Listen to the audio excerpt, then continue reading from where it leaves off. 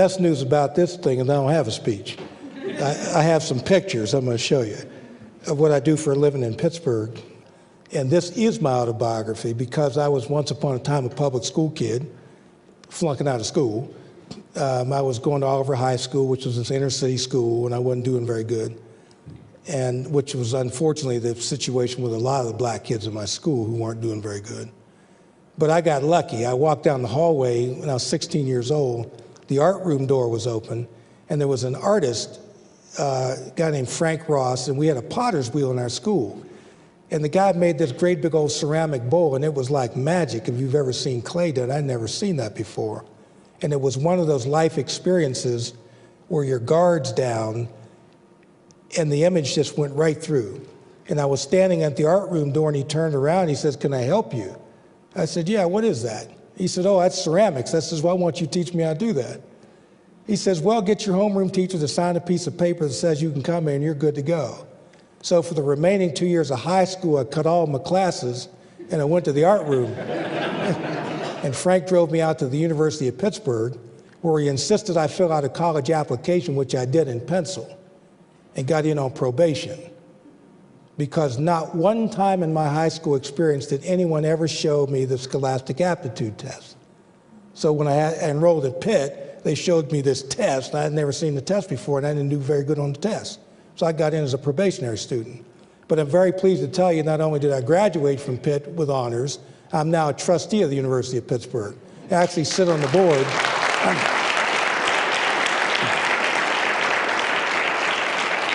I actually sit on the board of the institution that let me in on probation.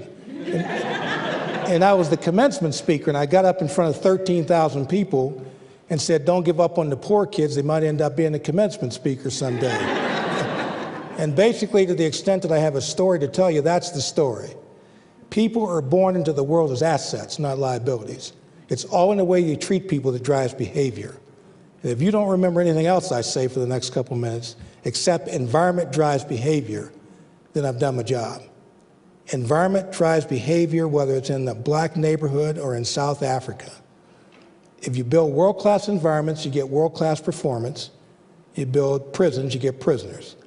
So back in the 60s, when I was working with Mr. Ross, he put a bunch of us kids in this van, and he took us to see a very famous house that a guy named Frank Lloyd Wright built. You ever heard of him? He did okay in the architecture business. And Mr. Ross took a bunch of these inner city kids in his van to see a very famous house called Fallingwater. It's just south of Pittsburgh.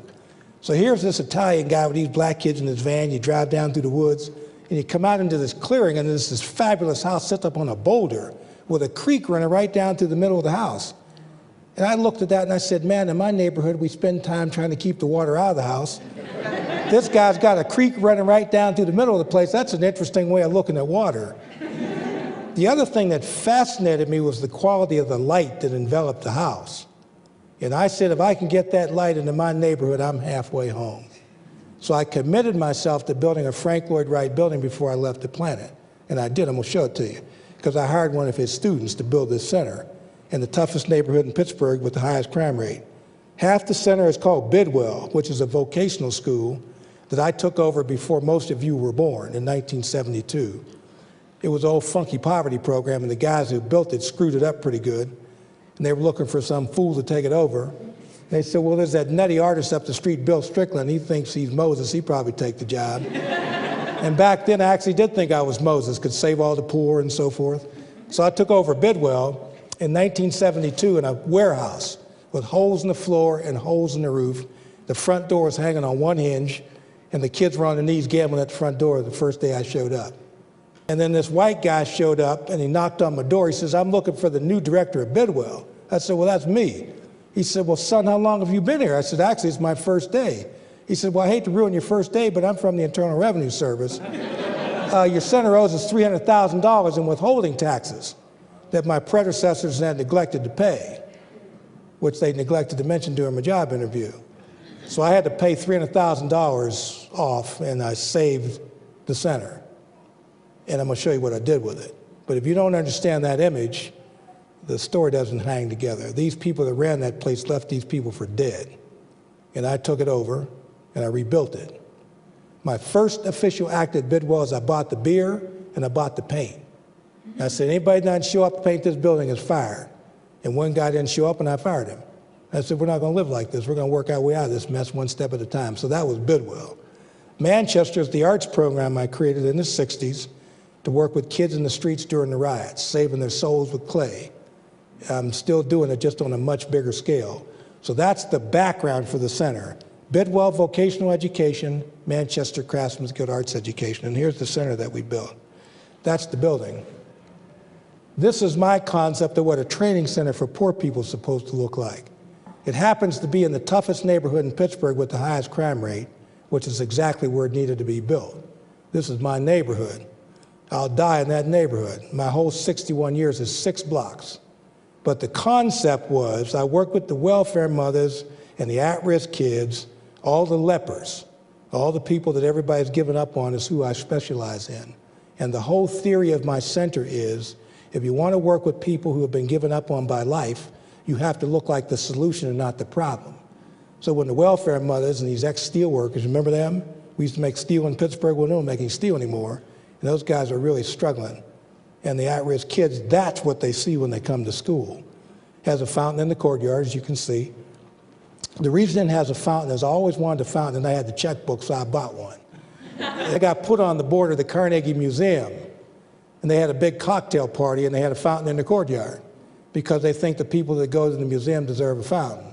Well, I think the welfare mothers and these at-risk kids deserve a fountain. That's why I put it in my school, because I'm in the attitude business, not just the training business. And people are a function of environment. That's the entrance to the building. Building is, Pittsburgh is gray from November to May, but even on a gray day, this building is flooded with sunlight. The worst part about being poor is what it does to your spirit. Poor people never have a nice day, and they never notice that the sun comes up because they stop having a reason to look at it. So in my center, even in November, this building is flooded with sunlight, which means that it's very hopeful. Light is hope. So we get people out of the dark and put them out in the light and let them know that the sun's for everybody on the planet, not just for rich people. We have fabulous artwork throughout the building. It's all my taste, because I raised all the money. I said to my board, when y'all raise the money, we'll put your taste on the wall. But we have quilts and clay and calligraphy, and everywhere your eye turns, there's something beautiful looking back at you. In 24 years, we've never had one act of vandalism or theft. We have no anti-theft system on anything in this building. I have hundreds of thousands of dollars appraised value of artwork. We've never had one act of vandalism or theft, 0. In the toughest neighborhood in Pittsburgh with the highest crime rate. By the way, we have no metal detector, no cameras, and normally there's not even a guard in the building. And we haven't lost a screwdriver in 24 years. Now, when y'all come to Pittsburgh, remind me to take you to my old high school. It's still there, 4 blocks away. Steel doors, metal detectors, and bars in the window, 4 blocks from this Frank Lloyd Wright building. Now, you tell me, how is it possible that I could build this multi-million-dollar facility in the toughest neighborhood in Pittsburgh, 4 blocks from my high school, and never have one incident of race, violence, drugs, alcohol, or theft? The reason is it's called leadership, and it's about values. You treat people like human beings, they have a tendency to want to be that way. You treat them like prisoners, that's how they act. So we got that problem figured out.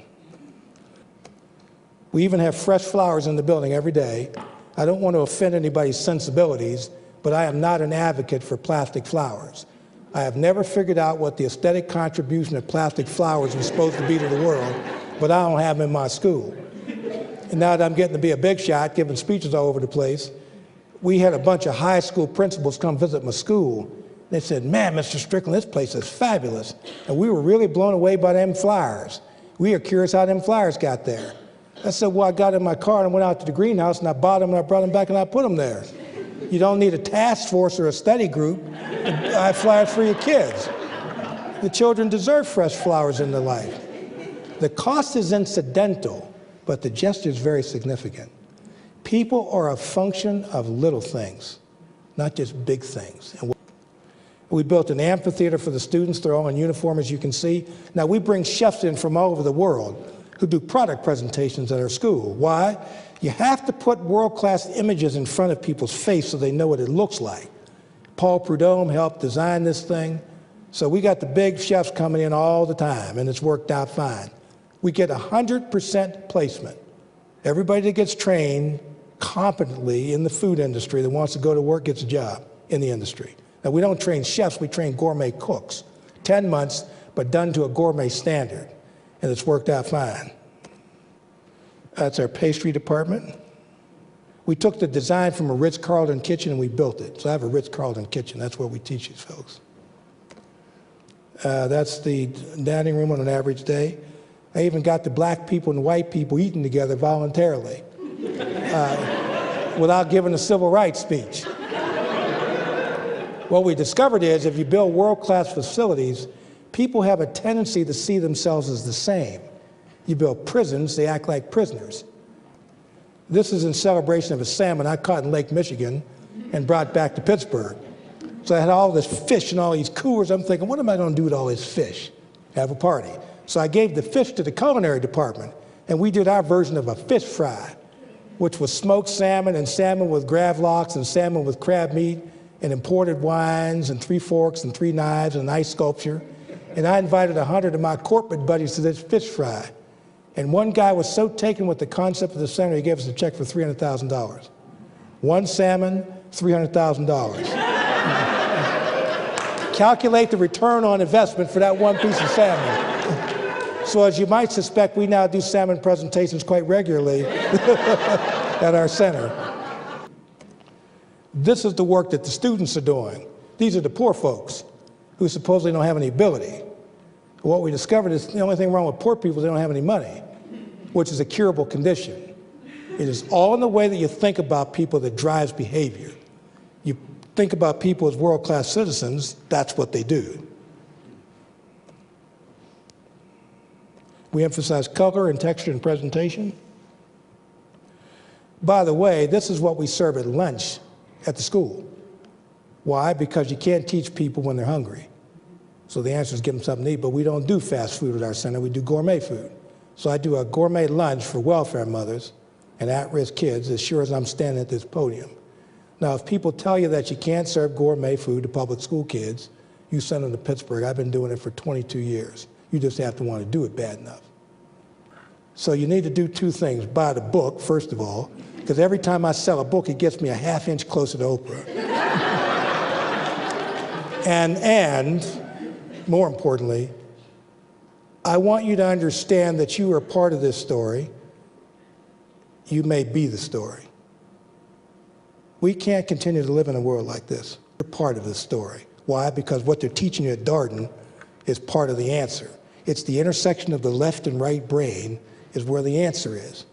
And you guys are getting a superior education here that you can apply to the world. I have a hypersensitivity to human suffering, but I've figured out the cure for the suffering, which you're free to use as you wish.